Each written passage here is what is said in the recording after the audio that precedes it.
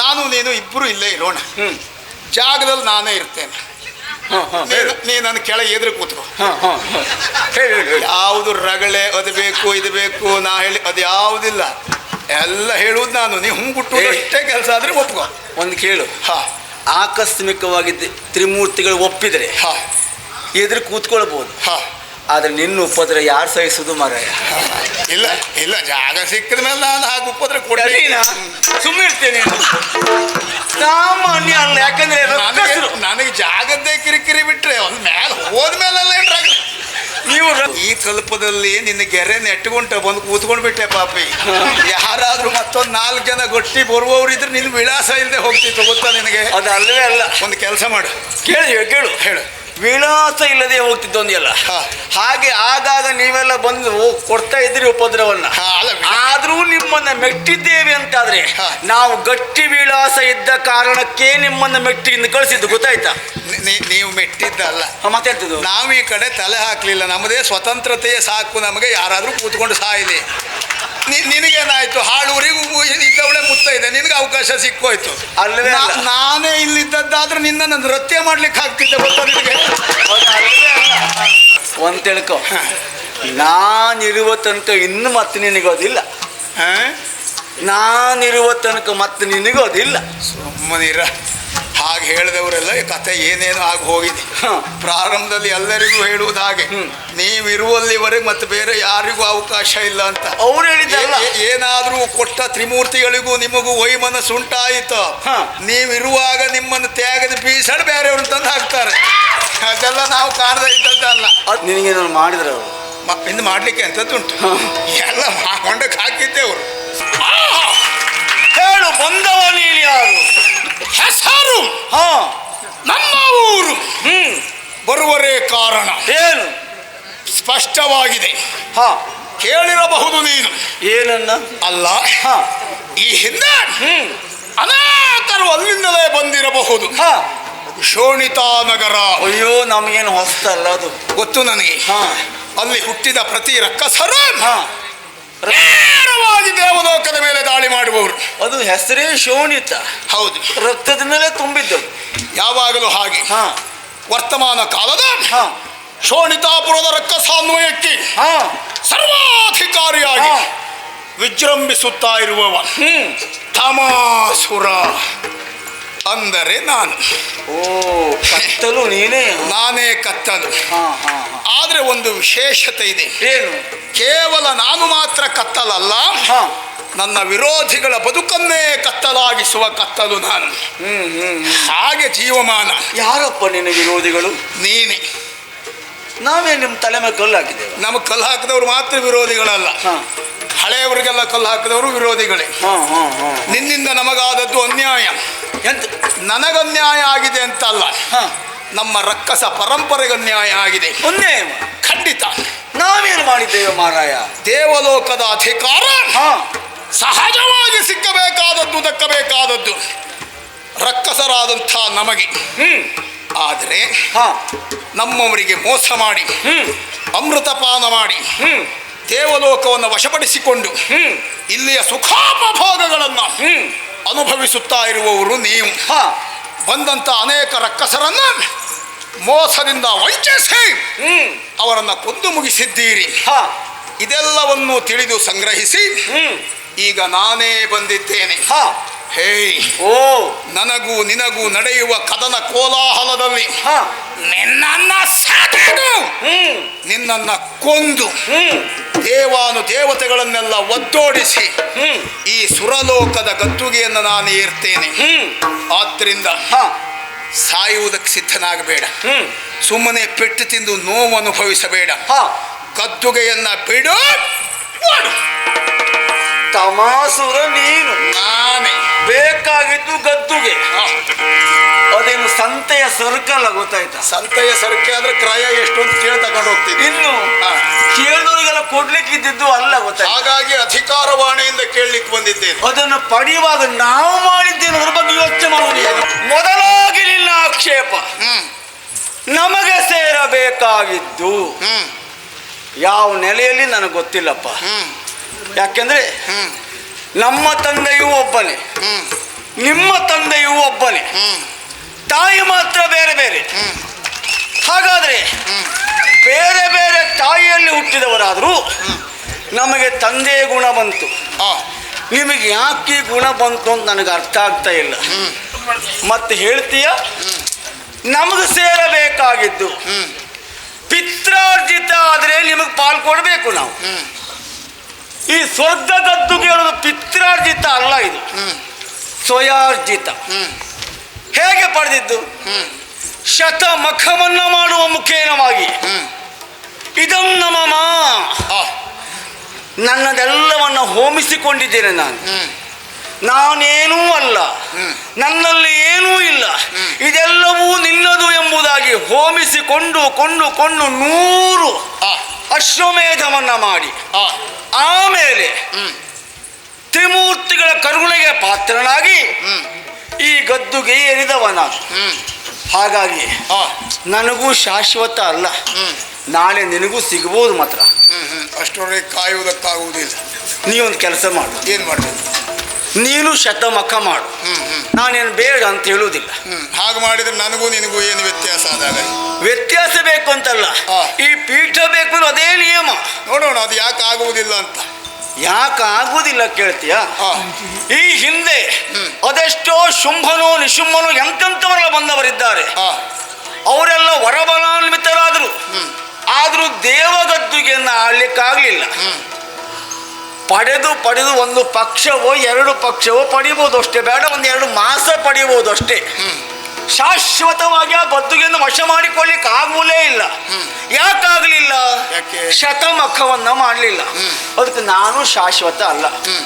ಹಾಗಾಗಿ ಕೊಡು ಅಂತ ಹೇಳಿದ ಕೊಡುವುದಕ್ಕೆ ಇದ್ದಿದ್ದಲ್ಲ, ನನಗೆ ಕೊಟ್ಟವರು ಮತ್ತೊಬ್ಬರು. ಅವರು ಏನು ಹೇಳ್ತಾರೆ ನೋಡ್ಕೊಳ್ಬೇಕು. ನಾನು ಅಂದ್ರೆ 1-2 ವರ್ಷ ಇರು ಅಂತ ಹೇಳ್ತಾರ, ಸಾಕು ನೀ ಬಿಟ್ಟು ನೋಡ್ಕೊಳ್ಬೇಕು. ಹೌದಪ್ಪ, ಅಲ್ಲ ಮಾತು. ಆಗ ನೀನು ಕೂತು ಜಾಗ ಕೊಡು ಅಂದ್ರೆ ನಾವೆಲ್ಲ ಹಾಗಲ್ಲ. ಹೇಳುವವರು ಬರುವಲ್ಲಿವರೆಗೆ ಅವರು ಎದ್ದು ಕಳಿಸು ಅಷ್ಟರಲ್ಲ ಕಾಯುವುದಿಲ್ಲ. ನಾವು ಬಂದೆವು ಅಂತ ಆದ್ಮೇಲೆ ನಿಲ್ತೇವೆ ಅಂತಾದ್ರೆ ಇದ್ದವ ಓಡುವುದೇ ಇಲ್ಲ. ಅಷ್ಟು ಮಾಡಿ ಬರುವುದು ನಾವು. ಅದು ತಪ್ಪು ನಿನ್ನ ಗ್ರಹಿಕೆ. ಯಾಕೆ ತಪ್ಪು? ಓಡಿಸ್ತೇವೆ ಅಂತ ಬಂದವರೆಲ್ಲ ಓಡಿಯೇ ಹೋಗಿದ್ದಾರೆ, ಹೊಂದಿಯೇ ಹೋಗಿದ್ದಾರೆ. ಬಿಟ್ರೆ ಮೊದಲು ಬಂದವರು ಯಾರು ಉಳ್ಕೊಳ್ಳಿಲ್ಲ. ಹಾಗೆ ನೀನು ಹೊಂದಿ ಹೋಗುವ ಮೊದಲಾಗಿ ಈ ಪೀಠವನ್ನು ಹೊಂದುವುದಕ್ಕೆ ನಾನು ಅವಕಾಶ ಕೊಡ್ತೇನೆ. ಶತಮಖ ಮಾಡು, ನಮ್ಮ ಸಹಕಾರ ಉಂಟು. ಹಾಗಾಗಿ ಅದನ್ನು ಮಾಡಿದೆ ಅಂತಾದ್ರೆ ಖಂಡಿತ ನಿನಗೆ ಸಿಗ್ತದೆ. ಮತ್ತೆ ನನಗೊಂದು ಅವಧಿ ಉಂಟು. ಆ ಅವಧಿ ಮುಗಿದ ಬಳಿಕ ಯಾರು ಬೇಕಿದ್ರೆ ಶತಮಖವನ್ನ ಮಾಡುವ ಮುಖೇನವಾಗಿ ಪಡೆಯಬಹುದು. ನಿನ್ನ ಅವಧಿಯನ್ನೆಲ್ಲ ನಾನು ನಂಬಿಕೊಳ್ಳುವುದಿಲ್ಲ. ನೀವು ಒಳ ಒಪ್ಪಂದದ ಯಾವ ಅವಧಿಯೆಲ್ಲ ಮಾಡ್ಕೊಂಡು ಸಾಧ್ಯ? ಈ ಪೀಠಕ್ಕೆಲ್ಲ ಒಳ ಒಪ್ಪಂದ ಇಲ್ಲ. ಏನು ನನಗೆ ಗೊತ್ತಿಲ್ಲ. ಯಾಕಂದ್ರೆ ಹಾಗೆ ಒಳ ಒಪ್ಪಂದ ಇದ್ರೆ ನಿನಗಿಂತಲೂ ಬಲಾಢ್ಯ ಮಹಿಷಾಸುರ ಬಂದಾಗ ಅವನಿಗೆ ಶಾಶ್ವತ ಕೊಟ್ಬಿಡ್ತಿದ್ದಾನೆ. ಯಾಕೆಂದ್ರೆ ಅದು ರಕ್ಕಸರು ಎನ್ನುವ ಕಾರಣಕ್ಕಾಗಿಯೇ ಕೊಡದೇ ಇದ್ದದ್ದು. ಹಾಗೆ ಯೋಗ್ಯತೆಯ ದೃಷ್ಟಿಯಿಂದ ನಿನಗಿಂತಲೂ ಮಹಿಷಾಸುರ ಏನು ಕಡಿಮೆ ಅಲ್ಲ. ಅವ ಮಖ ಮಾಡಿದಾರ? ಮಾಡ್ಲಿಲ್ಲ. ಇದು ನೋಡು, ನಮ್ಮ ವಿರೋಧವೇ ಅದಕ್ಕೆ. ಒಂದೊಂದು ಕಾರ್ಯದಲ್ಲಿ ಒಂದೊಂದು ಫಲವನ್ನು ಹೊಂದಬೇಕು ಅಂತಾರೆ, ಒಂದೊಂದು ದಾರಿ. ಸರಿಯಪ್ಪ. ಈಗ ದೇವಗದ್ದುಗೆಯನ್ನು ನಿನಗೆ ಕೊಟ್ಟವ್ರು ಯಾರು? ತ್ರಿಮೂರ್ತಿಗಳು. ಹಾಗಾದ್ರೆ ಶತಮಖ ಮಾಡಬೇಕು ಎನ್ನುವ ನಿಯಮವನ್ನು ಹೇರಿದವರು ಯಾರು? ಅಯ್ಯೋ, ಅದೊಂದು ಶಾಸ್ತ್ರ. ಅದು ಹೌದಾ? ದೇವ ಮುಖದಿಂದ ಬಂದಿದ್ದು. ನಿಮ್ಮ ಶಾಸ್ತ್ರ ಬೇರೆ, ನಮ್ಮ ಶಾಸ್ತ್ರ ಬೇರೆ. ನಿಮ್ಮ ನಡೆ ಬೇರೆ, ನಮ್ಮ ನಡೆ ಬೇರೆ. ನಿಮ್ಮ ಶಾಸ್ತ್ರವನ್ನ ವಿರೋಧಿಸುವುದೇ ನಮ್ಮ ಶಾಸ್ತ್ರ. ಹಾಗಿದ್ರೆ ವಿರೋಧಿಸ್ತಿ ಅಂತಾದ್ರೆ ಈ ಸೀಮೆಯನ್ನರಿತು ನೋಡು. ಮತ್ತೆ ನಿನ್ನ ತ್ರಿಮೂರ್ತಿಗಳು ಮಹಾವಂಚಕರು, ಅವರನ್ನೆಲ್ಲ ನಂಬಿಕೊಂಡು ನಾವು ಈ ವ್ಯವಹಾರಕ್ಕೆ ಕೈ ಹಾಕುವುದು. ಅವ್ರು ನಿನಗೆ ಏನಿದ್ರು ಫಲ ನಿನಗೆ ಮಾಡಿದ್ರೆ ಅವರು ಇನ್ನು ಮಾಡ್ಲಿಕ್ಕೆ ಅಂತದ್ದುಂಟು. ಎಲ್ಲ ಹೊಂಡಕ್ಕೆ ಹಾಕಿದ್ದೆ ಅವರು. ಸುಮ್ಮನೆ ಇರ್ತೀಯ ನೀನು. ಹಾಗೆ ಹೊಂಡಕ್ಕೆ ಬಿದ್ದರೆ ನೀನು ಇಷ್ಟು ಬೇಗ ಇಲ್ಲಿ ಬರ್ತೀಯ? ಬಂದದ್ದು ನನ್ನ ಸ್ವಸಾಮರ್ಥ್ಯದಿಂದ. ನೀನು ಹೇಳಿರುವ ಹಾಗೆ ಶತಮಖವನ್ನ ಮಾಡಬೇಕು. ಅದಕ್ಕೊಂದು ನೀತಿ ನಿಯಮ ಉಂಟು. ಆ ಪುಣ್ಯದ ಫಲದಿಂದಲಾಗಿ ದೇವಗದ್ದುಗೆಯನ್ನು ವಶಪಡಿಸಿಕೊಳ್ಳಬೇಕು. ವಶ ಅಲ್ಲ, ಅವ ಕರೆದು ಕೊಡ್ತಾರೆ. ನಮಗ ಆ ಧೋರಣೆಯೇ ಅಲ್ಲ. ನಾವು ಆ ಶಾಸ್ತ್ರವನ್ನು ನಿಯಮವನ್ನು ಮುರಿಯುವುದಕ್ಕಾಗಿಯೇ ಬಂದವರು. ಅದು ವೇದದ ಕ್ರಮ. ವೇದ. ಹೌದಾ? ಹೌದೌದು. ನಾನು ಅದನ್ನೇ ವಿರೋಧಿಸುವವ. ವೇದ ವಿರೋಧಿ ನೀನು. ಒಂದು ಮಾತು ನೆನಪಿಟ್ಟುಕೋ. ಏನು? ವೇದ ಅಂದರೇನು? ಗೊತ್ತಿದ್ದವ್ರು 90 ಜನಕ್ಕೆ ಗೊತ್ತೇ ಇಲ್ಲ. ಒಂದು 10 ಜನಕ್ಕೆ ವೇದ ಅಂದ್ರೆ ಏನು ಅಂತ ಗೊತ್ತುಂಟು. ಆ ಗೊತ್ತಿದ್ದ 10 ಜನ ಗೊತ್ತಿಲ್ಲದೆ ಇರುವ 90 ಜನರಿಗೆ ಮೌಢ್ಯವನ್ನು ತುಂಬಿ ಅವರ ಮೌಢ್ಯವನ್ನು ಹೆಚ್ಚಿಸುವ ವಿಧಾನವೇ ವೇದ. ಒಳ್ಳೆ ವ್ಯಾಖ್ಯಾನ ನಿನ್ನದು. ನಮ್ಮ ದೃಷ್ಟಿ ಹಾಗೆ, ನಿನಗೆ ಸರಿ ಆಗದೆ ಇರಬಹುದು, ನಮ್ಮದು ಅದೇ ದೃಷ್ಟಿ. ನನಗೆ ಸಂತೋಷ ಆಯ್ತು. ಹಾಗಾಗಿ ನಮಗೊಂದು ಅವಕಾಶ ಸಿಕ್ಕಬೇಕು ಅಂತ ಕಾಯ್ತಾ ಇದ್ದೇನೆ. ಯಾವುದಕ್ಕೆ? ಈ ವೇದವನ್ನು ಮುಂದಿರಿಸಿಕೊಂಡು ಜ್ಞಾನಿಗಳು ಅಂತ ಹೇಳಿಸಿಕೊಂಡ ಕೆಲವರೆಲ್ಲ ಲೋಕದಲ್ಲಿ ಮೌಢ್ಯವನ್ನೇ ವೈಭವೀಕರಿಸ್ತಾ ಇದ್ದಾರೆ. ಆ ವೇದವನ್ನು ವಿರೋಧಿಸುವ ನನ್ನಂತ ತಮಾಸುರದಂತ ರಕ್ಕಸರು ನಮ್ಮದೇ ಆದ ಸಮಾನ ಮನಸ್ಕ ಪಂಗಡವನ್ನು ಕಟ್ಟುತ್ತಾ ಇದ್ದೇನೆ, ಸಂಯೋಜಿಸ್ತಾ ಇದ್ದೇನೆ. ಅವಕಾಶ ಸಿಕ್ಕಿತು ಅಂತಾದ್ರೆ ಆ ವೇದವೇ ಪ್ರಪಂಚದಲ್ಲಿ ಇಲ್ಲ ಎನ್ನುವುದಾಗಿ ಮಾಡಿ ತೋರಿಸುವುದಕ್ಕೆ ವೇದವನ್ನೇ ನನ್ನ ಕೈವಶ ಮಾಡಿಕೊಳ್ಬೇಕು ಅಂತ ಕಾಯ್ತಾ ಇದ್ದ ಮಗ ನಾನು. ನಿನಗೆ ಇನ್ನೊಂದು ಹೆಸರು ಉಂಟಂತೆ, ಏನು? ಸೋಮ ಅಂತ ಅಲ್ವಾ? ಹೌದಪ್ಪ. ಆದ್ರಿಂದ ನೀನು ತಮವನ್ನ ಯಾಕೆ ಮುಂದಿಡ್ತೀಯ? ಉಳಿದವರಿಗೆ ಕತ್ಲೆ ಅನುಭವ ಆಗಲಿ ಅಂತ. ಸೋಮ ಅಂದ್ರೆ ಬೆಳಕು. ಬೆಳಕು. ತವ ಸೋಮ. ಹೌದಪ್ಪ ಅಲ್ವಾ? ಸೋಮ ನಾನದು ಇಟ್ಕೊಳ್ಳಿಲ್ಲ. ಯಾಕೆ? ಬೆಳಕ ನೀಡು. ಇಡ್ತಿದ್ದೆ. ಆದ್ರೆ ಕೆಲವರೆಲ್ಲ ಅದನ್ನೇ ಹೇಳ್ತಾರೆ, ಬೆಳಕಿಟ್ಟು ದಾರಿ ಕಾಣ್ತದೆ ಅಂತ. ಪುಣ್ಯಾತ್ಮ, ನಿನ್ನ ಹೆಸರಿನಲ್ಲಿ ಬೆಳಕುಂಟು, ನೀ ಬರೀ ಕತ್ಲೆ ಮಾಡ್ತೀಯಲ್ಲ ಅಂತ. ಒಂದದು. ಇನ್ನೊಂದು, ಹೆಸರಿನಿಂದ ಬೆಳಕು ಎನ್ನುವುದು ಪ್ರಜ್ವಲಿಸಲೇಬಾರದು. ನಾನು ಕತ್ತಲೆಯಲ್ಲಿಯೇ ಬದುಕನ್ನು ಪ್ರಜ್ವಲಿಸಬೇಕು ಎನ್ನುವ ಧೋರಣೆಯನ್ನು ಹೊಂದಿದವ. ಆ ಕಾರಣಕ್ಕಾಗಿ ವೇದದ ಅಸ್ತಿತ್ವವನ್ನೇ ಅಲ್ಲಾಡಿಸುವುದಕ್ಕೆ ಮುಂದಾಗಬೇಕು ಅಂತಾದ್ರೆ ಒಂದು ಯೋಚನೆ ಮಾಡು. ಏನು? ಪ್ರಪಂಚದ ಭೂಲೋಕದ ಸೃಷ್ಟಿಯ ಆದಿಯಲ್ಲಿ ಭೂಲೋಕವನ್ನು ಸೃಷ್ಟಿ ಮಾಡಿದ್ದೆ ಮಧುಕೈಟಬರ ಮೇಧಸ್ಸಿನಿಂದ. ಹೌದಪ್ಪ. ಹಾಗಾದ್ರೆ ಭೂಲೋಕದ ಅಸ್ತಿತ್ವವೇ ಇರುವುದು ಆ ರಕ್ಕಸರ ಅಸ್ತಿತ್ವದಿಂದ, ಮೇಧಸ್ಸಿನಿಂದ. ಹಾಗಂತ ವಿರೋಧಿಸುವುದು ರಕ್ಕಸರನ್ನೇ. ಸೃಷ್ಟಿ ಮಾಡಿದ್ದು ಯಾರು ಮಾರಾಯ? ಅದೇ ತ್ರಿಮೂರ್ತಿಗಳು. ಅಷ್ಟು ಮೂಲ ಗೊತ್ತಿದ್ರೆ ನಾನು ಅದನ್ನೇ ಹೇಳಿದ್ದು. ತ್ರಿಮೂರ್ತಿಗಳಿಗೆ ಪ್ರಪಂಚ ಸೃಷ್ಟಿ ಮಾಡುವುದಕ್ಕೆ ರಕ್ಕಸರ ಮೇಧಸ್ಸು ಬೇಕಾಯಿತು. ಆಮೇಲೆ ರಕ್ಕಸರ ಅಸ್ತಿತ್ವ ಆ ಪ್ರಪಂಚದಲ್ಲಿ ಇಲ್ಲದೆ ಇದ್ದಾಗ ಮಾಡುವುದಕ್ಕೂ ಹುನ್ನಾರವನ್ನು ಹೂಡಿದರು. ಅಂದ್ರೆ ಭೂಮಿಯ ಸೃಷ್ಟಿ ಆಯಿತು ಅಂದ್ರೆ ಅಷ್ಟಕ್ಕೆ ಬೇಕು ಅಂತ. ಅಂದ್ರೆ ನಾವೆಲ್ಲ ಅಷ್ಟೇ. ಭೂಮಿ ಎಷ್ಟು ಗಟ್ಟಿ ಹೇಳು, ಅಷ್ಟು ಗಟ್ಟಿ ಆದ್ರಿಂದ ನೀವು ಮೆಟ್ಟುವುದಕ್ಕೆ ಬೇಕು ಅಂತ. ಅದೇ ನಾವು ಭೂಮಿ ಈ ಮೆಟ್ಲುಗಲ್ಲೆಲ್ಲ ಶಿಲ್ಪ ಮಾಡ್ಲಿಕ್ಕೆ ಆಗ್ತದ ಮಾರಾಯ? ಆಗ್ತದೆ. ಮೆಟ್ಲುಗಲ್ಲಿಗೆ ಹಾಕದೆ ಮೊದಲೇ ಶಿಲ್ಪ ಮಾಡಿದ್ರೆ ಆಗ್ತದೆ. ನೀವೇನು ಬುದ್ಧಿವಂತಿಕೆ ಮಾಡ್ತೀರಿ? ಇದೆಲ್ಲಾದ್ರೂ ಶಿಲ್ಪ ಆದ್ರೆ ಇದಕ್ಕೆ ಬೆಲೆ ಬರ್ತದೆ, ಮೆಟ್ಲುಗಲ್ಲಿಗೆ ಮಾಡಾಕಿಡ್ತೀರಿ. ಇಲ್ಲ, ಅದು ಅಳತೆಗಳು ಬೇರೆ ಬೇರೆ, ಒಂದು ಗುಣಧರ್ಮ ಬೇರೆ ಬೇರೆ ಬೇರೆ ಬೇರೆ. ಶಿಲ್ಪ ಆಗುವಂತ ಶಿಲೆಯಿಂದಲೇ ಶಿಲ್ಪ ಮಾಡಬೇಕೇ ಬಿಟ್ರೆ ಮೆಟ್ಲುಗಲ್ಲು ಆಗುವ ಶಿಲೆಯನ್ನ ಶಿಲ್ಪ ಮಾಡ್ಲಿಕ್ಕೆ ಆಗುವುದಿಲ್ಲ. ನೀವಲ್ಲ ಮೆಟ್ಲುಗಲ್ಲೇ ಆಗಬೇಕಾದವರು. ಪುಣ್ಯಾತ್ಮ, ಶಿಲ್ಪಿಯಾದವನ ಬುದ್ಧಿವಂತಿಕೆ ಇದ್ರೆ ಅದನ್ನ ಶಿಲ್ಪ ಆಗಿಸಬಹುದು.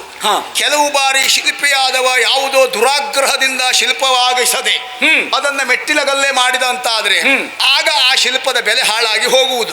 ಇಲ್ಲಿ ಆದದ್ದು ಹಾಗೆ. ತ್ರಿಮೂರ್ತಿಗಳಿಗೆ ಪ್ರಪಂಚವನ್ನ, ಭೂಲೋಕವನ್ನ ಸೃಷ್ಟಿ ಮಾಡುವುದಕ್ಕೆ ರಕ್ಕಸರ ಅನಿವಾರ್ಯತೆ ಇತ್ತು.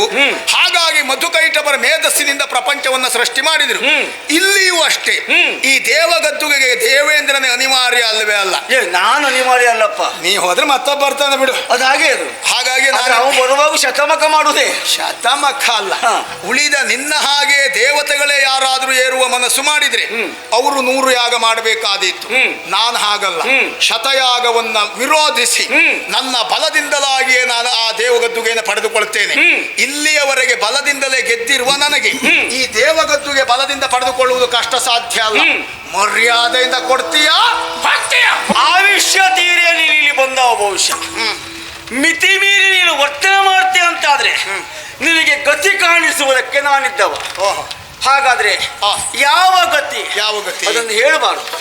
ಮೊದಲು ನಿನ್ನವರು ಹೋಗಿದ್ದಾರೆ, ಅದೇ ಗತಿ. ಅಲ್ಲೇ ನಿನ್ನನ್ನು ಕಳಿಸಬೇಕೇ ಬಿಟ್ಟರೆ ಬೇರೆ ದಾರಿ ಇಲ್ಲವೇ ಇಲ್ಲ. ಒಳ್ಳೆ ಕನಸುಗಾರನೇ. ಕನಸಲ್ಲದು, ಸತ್ಯ ವಿಚಾರ.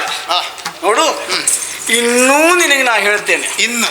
ಹೌದು. ಏನು? ಇನ್ನೂ ಏನು ಹೇಳು? ಅದು ಒಂದು ಹೇಳ್ಬಿಟ್ಟು. ನೀನು ಒಳ್ಳೆಯವನಾಗಿ ಬದುಕ್ತೀಯೋ ಅವಕಾಶ ಉಂಟು. ಮತ್ತೆ ಒಂದು 4 ದಿನ ಮಟ್ಟಿಗೆ ಬಿಟ್ಕೊಳ್ಲಿಕ್ಕೆ ನನ್ನದಲ್ಲ ಅಂತ ಹೇಳಿ ಆಗಿದೆ. ಗೊತ್ತಾಗಿದೆ ಬಿಡು. ಶಾಸ್ತ್ರೋಕ್ತವಾಗಿ ಮತ್ತೆ 4 ದಿವಸದ ಮಟ್ಟಿಗೆಲ್ಲ ನನಗೆ ಬೇಡ. ನನಗೆ ಸಿಕ್ಕಿದ್ರೆ ಶಾಶ್ವತವಾಗೇ ಸಿಗ್ಬೇಕು. ಒಂದು 4 ದಿವಸ 8 ದಿವಸ ಮತ್ತೆ ಬಂದಾಗ ನಾ ಎದ್ದು ಹೋಗುವುದು ಅದೆಲ್ಲ ಬೇಡ. ಒಂದು ತಿಳ್ಕೊ, ನಾನಿರುವ ತನಕ ಇನ್ನು ಮತ್ತೆ ನಿನಗೋದಿಲ್ಲ. ನಾನಿರುವ ತನಕ ಮತ್ತೆ ನಿನಗೋದಿಲ್ಲ. ಸುಮ್ಮನಿರ. ಹಾಗೆ ಹೇಳಿದವರೆಲ್ಲ ಈ ಕತೆ ಏನೇನು ಆಗಿ ಹೋಗಿದೆ. ಪ್ರಾರಂಭದಲ್ಲಿ ಎಲ್ಲರಿಗೂ ಹೇಳುವುದು ಹಾಗೆ, ನೀವಿರುವಲ್ಲಿವರೆಗೆ ಮತ್ತೆ ಬೇರೆ ಯಾರಿಗೂ ಅವಕಾಶ ಇಲ್ಲ ಅಂತ. ಅವ್ರು ಹೇಳಿದ್ದಲ್ಲ, ಏನಾದ್ರೂ ಕೊಟ್ಟ ತ್ರಿಮೂರ್ತಿಗಳಿಗೂ ನಿಮಗೂ ವೈಮನಸ್ಸುಂಟಾಯಿತು, ನೀವಿರುವಾಗ ನಿಮ್ಮನ್ನು ತ್ಯಾಗದ ಬೀಸಡ್ ಬೇರೆಯವ್ರು ತಂದು ಹಾಕ್ತಾರೆ. ಅದೆಲ್ಲ ನಾವು ಕಾಣದೇ ಇದ್ದದ್ದಲ್ಲ. ಅದು ಅಲ್ಲವೇ ಅಲ್ಲ. ಯಾಕೆ ಗೊತ್ತುಂಟಾ? ಹೇಳು. ನಿನ್ನ ರಕ್ಕಸ ಧರ್ಮದಲ್ಲಿ ಹಾಗಿರಬಹುದು, ರಕ್ಕಸ ಧರ್ಮದಲ್ಲ, ಆದ್ರೆ ಇದು ದೇವಧರ್ಮ. ದೇವಧರ್ಮದವರೇ ಮಾನವ ಧರ್ಮ ಬೇರೆ, ದೇವಧರ್ಮ ಬೇರೆ, ರಕ್ಕಸ ಧರ್ಮ ಬೇರೆ.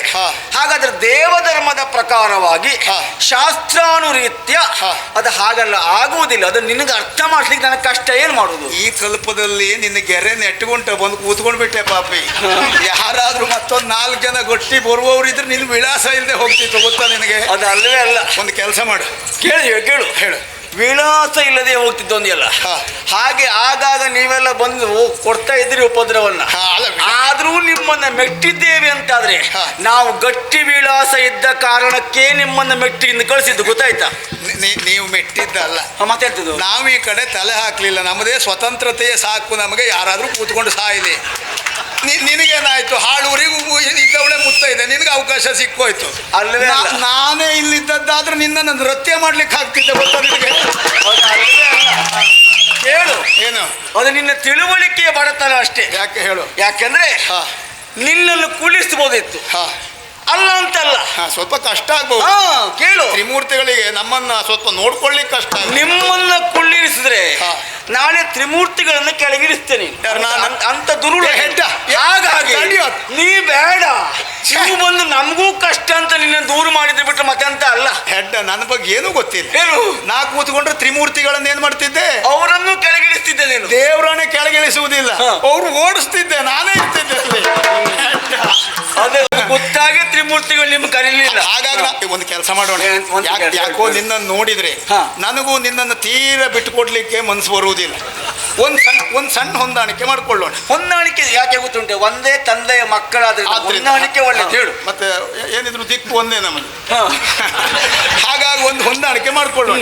ಈಗ 100 ಯಾಗ ಮಾಡ್ಲಿಕ್ಕೆ ನಮಗೂ ಅಷ್ಟು ಪುರುಸೊತ್ತಿಲ್ಲ. ಅದು ಪುರುಸೊತ್ತಿದ್ದು ಮಾಡುದಲ್ಲ, ನನಗೆ ಆ ವ್ಯವಧಾನವೇ ಅದು ಬೇಕು. ಹಾಗಂತ ದೇವಗದ್ದುಗೆ ಬಿಟ್ಟು ಹೋಗ್ಲಿಕ್ಕೆ ಇಲ್ಲಿ ಬಂದು ಈ ವೈಭವ ಎಲ್ಲ ನೋಡಿದ ಮೇಲೆ, ಇವ್ರನ್ನೆಲ್ಲ ನೋಡಿದ ಮೇಲೆ ನನಗೂ ಇದು ಬಿಟ್ಟು ಹೋಗ್ಲಿಕ್ಕೂ ಮನ್ಸಿಲ್ಲ. ನಿಮಗೆ ಹೊರಗಿಂದ ಹೇಳುವಾಗ ಅದು ಯಾರಿಗೆ ಬೇಕು ಕೇಳ್ತೀನಿ. ಹೌದೌದು. ಇಲ್ಲಿ ಬಂದಾಗ ವೈಭವ ಕಂಡಾಗ ಜಾಗ ಬೇಕು, ಜಾಗ ಬೇಕು, ಪೀಠ ಬೇಕು ಅನಿಸ್ತದೆ. ಜಾಗ ಬೇಕು ಅಲ್ಲ, ಪೀಠ ಜಾಗ ಬೇಕು ಅಲ್ಲ, ಪೂರ್ಣ ಬೇಕು ಅಂತ. ಜಾಗ ಎಲ್ಲಾದ್ರೂ ಕೊಡ್ತಾರೆ, ಅದು ಪ್ರಶ್ನೆ ಅಲ್ಲ.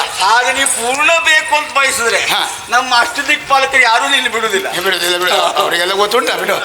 ಯಾರು ಒಳ್ಳೆಯವರು, ಯಾರು ಬಾಯಿ ಬಿಟ್ಟು ಸಾಯುವುದಿಲ್ಲ, ಅವರೆಲ್ಲ ಅಷ್ಟೇ ಬಿಟ್ಟರೆ. ಹಾಗಾಗಿ ಅವರೆಲ್ಲ ಪಾಪ ಅವ್ರಿಗೇನಾದ್ರೂ ನಡಿಬೇಕಲ್ಲ, ಸುಮ್ಮನಿದ್ದಾರೆ, ಹೋದಷ್ಟು ದಿವಸ ಹೋಗ್ಲಿ ಅಂತ. ಅದಲ್ಲ. ಈಗ ಒಂದು ಕೆಲಸ ಮಾಡೋಣ. ನೀನು ಒಪ್ಪುವುದೇ ಹೌದಾದ್ರೆ, ಹೊಂದಾಣಿಕೆಗೆ ಬರುವುದೇ ಹೌದಾದ್ರೆ, ನಾನು ನೀನು ಇಬ್ಬರು ಇಲ್ಲೇ ಇರೋಣ. ಜಾಗದಲ್ಲಿ ನಾನೇ ಇರ್ತೇನೆ, ನೀ ನನ್ನ ಕೆಳಗೆ ಎದುರು ಕೂತ್ಕೋ. ಯಾವುದು ರಗಳೆ, ಅದು ಬೇಕು ಇದು ಬೇಕು ನಾ ಹೇಳಿ ಅದು ಯಾವುದಿಲ್ಲ, ಎಲ್ಲ ಹೇಳುವುದು ನಾನು. ನೀವು ಹುಂಗುಟ್ಟು ಅಷ್ಟೇ ಕೆಲಸ ಆದ್ರೆ ಒಪ್ಕೋ. ಒಂದು ಕೇಳು, ಆಕಸ್ಮಿಕವಾಗಿ ತ್ರಿಮೂರ್ತಿಗಳು ಒಪ್ಪಿದ್ರೆ ಎದುರು ಕೂತ್ಕೊಳ್ಬಹುದು. ಆದ್ರೆ ನಿನ್ನ ಉಪದ್ರ ಯಾರು ಸಹಿಸುದು ಮಾರಾಯ? ಇಲ್ಲ ಜಾಗ ಸಿಕ್ಕಿದ ಮೇಲೆ ನಾನು ಹಾಗೆ ಉಪದ್ರ ಕೊಡ್ತೀನಿ. ಸುಮ್ಮನೆ ಇರ್ತೇನೆ, ಸಾಮಾನ್ಯ ಅಲ್ಲ. ಯಾಕಂದ್ರೆ ನನಗೆ ಜಾಗದ್ದೇ ಕಿರಿಕಿರಿ ಬಿಟ್ರೆ ಒಂದು ಮೇಲೆ ಹೋದ್ಮೇಲೆಲ್ಲ ಏನ್ರಾಗ. ನೀವು ರಕ್ಕಸರಾದ್ರಿಂದ ಉಪದ್ರವೇ. ಯಾವ್ಯಾವ ಉಪದ್ರ ಹೇಳಲಿಕ್ಕೆ ಬರುವುದಿಲ್ಲ. ನಿಮಗೆ ಲಾಭ ಮಾತ್ರ ಬೇಕು, ಕೆಲಸ ಬೇಡ ಅಂತ ನಿಮ್ಗೆ ನೋಡ್ರಿ ಗೊತ್ತಾಯ್ತ? ನೋಡೋದು. ಹೌದು, ಈಗ ನೋಡಿದೆಯಲ್ಲ ಕೆಲಸ ಯಾರು ಮಾಡಿದ್ರು ಅಂತ. ಯಾರು? ಲಾಭಕ್ಕಾಗಿ ಕೆಲಸ ಮಾಡಿದ್ದೇನು? ಲಾಭ ಎಂತ? ಇಳ್ಕೇಳು. ಈಗ ದೇವಗದ್ದುಗೆ ಉಳಿಸಿಕೊಳ್ಳುವುದು ನಿನಗೂ ಲಾಭ, ನೀನು ಮಾಡಬೇಕು. ಕೇಳು, ನಾವು ಮಾಡಿದ್ದು ಯಾಕೆ ಕೇಳ್ರೆ, ದೇವಲೋಕಕ್ಕೆ ಅಪರೂಪಕ್ಕೆ ಬಂದದ್ದು. ಅದು ಈ ಕೆಲಸ ನೋಡ್ಕೊಂಡು ಮತ್ತೊಂದು 4 ಕಡೆ ಕರೆದ್ರೆ ಕರೀಲಿ ಅಂತ ಅಷ್ಟೇ. ಇಲ್ಲ, ಇಲ್ಲಿ ಕೇಳು, ನೀನು ಯಾಕೆ ಮಾಡಿದೆ, ನಾನು ಯಾಕೆ ಮಾಡಲಿಲ್ಲ? ಹೇಳು. ನಮಗೆ ಮೊದಲೇ ಕೊಟ್ಟ ಆಗಿದೆ. ಇನ್ನು ಹೇಗೆ ಮಾಡಿದ್ರು ನಿಮಗಾಗಲ್ಲ. ಇದಕ್ಕೆ ಮುಂದೆ ಕೇಳು. ಹೋಳಿಕೆ ಹೋದ್ರೆ ಕೊಟ್ಟವ್ರದ್ದು ಹೋಗ್ತದೆ. ಅಲ್ಲ, ನಿನಗೆ ಪಡೀಬೇಕು ಅಂತ ಉತ್ಸಾಹ ಉಂಟು. ಯಾಕೆ ನಿನಗೆ ಮೊದಲು ಕೊಡ್ಲಿಲ್ಲ ಗದ್ದುಗೆ. ಹಾಗಾಗಿ ನಿನ್ ಕೆಲಸ ಮಾಡೋದು ಅನಿವಾರ್ಯ. ನಿನಗೆ ಜಾಗ ಅಲ್ಲ, ಈ ವರ್ಷ ತಿರುಗಾಟವೇ ನಿಲ್ಲಿಸ್ಕೊಡ್ತೇನೆ.